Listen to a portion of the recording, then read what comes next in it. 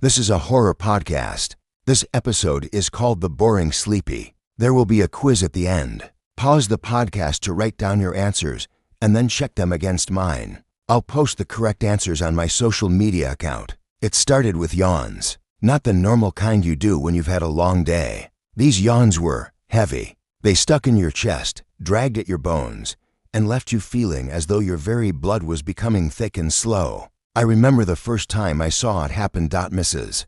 Clements, my neighbor across the street, had been hanging laundry in her backyard. She yawned long and deep, and then just stayed still for almost a full minute, clothes peg frozen in her hand. Then she moved again, but slower, like she was walking underwater. That night, I saw her bedroom light on until nearly 3 a.m., but she wasn't awake. I saw her sitting in bed, eyes half open, swaying slightly, as if trapped between waking and sleeping. By the next morning, she was gone. No moving truck, no goodbye, just gone. Her house was empty when I went to check. Even her laundry was gone, pegs still dangling from the line. That was 2 weeks ago. I've been yawning ever since. Day 1, the first tiredness, the first real sign that something was wrong came at work. I'm a data clerk, the kind of job where boredom is part of the job description. But that day, my eyelids were so heavy I could barely read the screen. At lunch, I went to the bathroom and found myself leaning against the wall,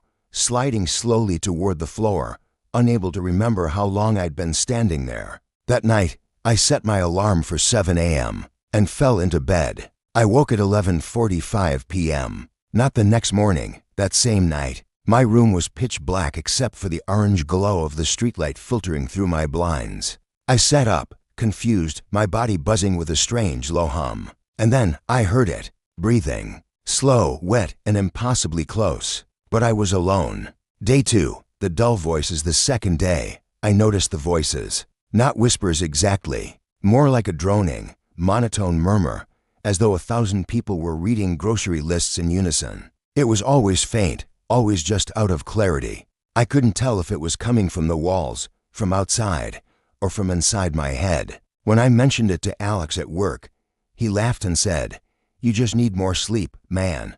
Then he yawned one of those long, chest-deep yawns. I froze, his eyes glazed slightly, unfocusing, before he snapped back like nothing happened. That night, I saw him outside my apartment, standing in the parking lot. He was staring at the sky, mouth slightly open, not blinking.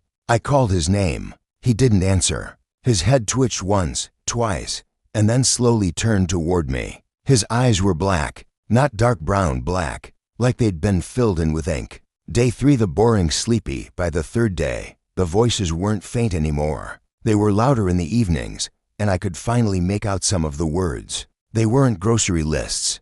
They were instructions, repetitive, monotonous, commands spoken in the same lifeless rhythm. Lay down. Close your eyes. Forget. I began catching glimpses of other people in town acting the same way as Mrs. Clements and Alex. At the gas station, the cashier stood perfectly still for nearly 5 minutes while I waited at the counter. When he finally moved, he only said, "You look tired," in a flat, almost mechanical voice. Every night, I woke at exactly 11:45 p.m. And every night, the breathing was closer. By now, I knew the name of it.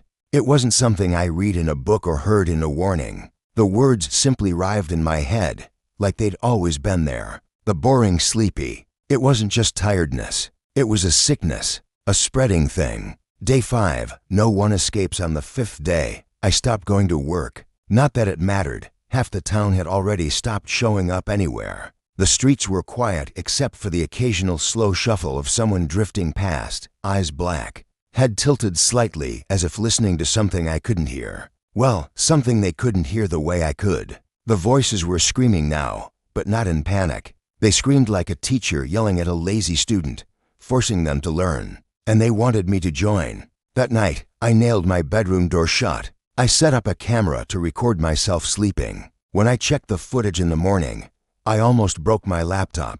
At 11:45 p.m., I sat up in bed without opening my eyes. I turned my head toward the camera and smiled, wide, unnatural, like someone had pulled my cheeks back with hooks. Then something leaned into frame from the darkness of the corner. It was me, but older, Skin gray, lips thin, eyes black. My double whispered something to sleeping me, and both of us laid back down in perfect unison. The file corrupted before I could replay it. Day 6, the invitation. I woke that evening to find a note on my kitchen table. It was written in my own handwriting. You're almost ready. Stop fighting. It's so boring here. It's so sleepy there. You'll love it. My phone rang at exactly midnight. No caller ID. When I answered, there was only one sound, that slow, wet breathing. Then a voice, quiet but impossible to ignore, said, "It's time to lay down." I threw the phone against the wall. Day 7, the pull. I don't remember most of the 7th day. I remember the light outside being gray all day, even at noon. I remember standing at my window for hours, watching the empty street, and I remember the sudden, absolute certainty that if I just went outside after dark, I would never come back. That night, I nailed my windows shut too. At 11:45 p.m., the voices were so loud I thought my eardrums would burst. I screamed, but my own voice sounded muffled, like I was underwater. My vision dimmed. I saw the outline of something standing in the corner again. And this time, it wasn't my double. It was longer than a human. Too many joints. Its head tilted until it touched its own shoulder, and it whispered, "The boring sleepy never ends. Stop waking up." And then everything went black. Day 8, the last morning. I woke this morning feeling light. Too light. My hands looked pale, translucent. The hum in my body had turned into a slow, steady beat, like a metronome in my chest. I don't think it's my heartbeat anymore. Outside, more people are standing in the street.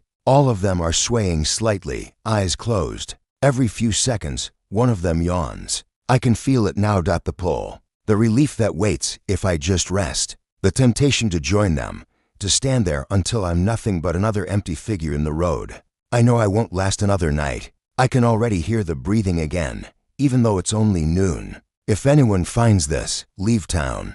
Don't yawn. Don't listen. And whatever you do, don't wake up at 11:45. Final entry. I laid down just for a second. Just to rest. It's so much easier here. No noise. No light. Only the boring sleepy. Forever. If you enjoyed this story, please give it a thumbs up. Also check out my novella series. New episodes drop every Wednesday. Thanks for listening. Bye.